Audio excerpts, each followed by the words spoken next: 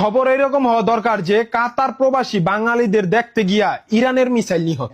ভাবা যায় আমেরিকান ঘাঁটিতে হামলা হয়েছে, যেখানে বাঁচার জন্য নিরাপদ জায়গা না খুঁজা বাঙালি খুঁজতে গেছে মিসাইলের ভিতরে তামা আছে কিনা।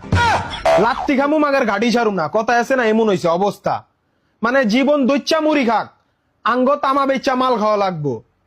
প্রবাসীর মাটিতে লোভী বাঙালি সেরা রে, সেরা তোরা।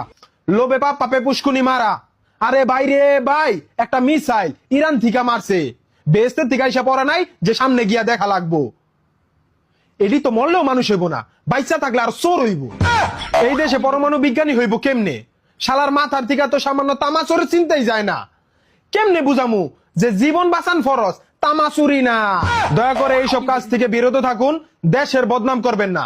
এই অবস্থায় সবাই সতর্ক থাকুন আর দোয়া করুন যে আমার বিয়া হোক আর না হোক, এই যুদ্ধে জানি ইরানের জয় হয়। হ্যাঁ।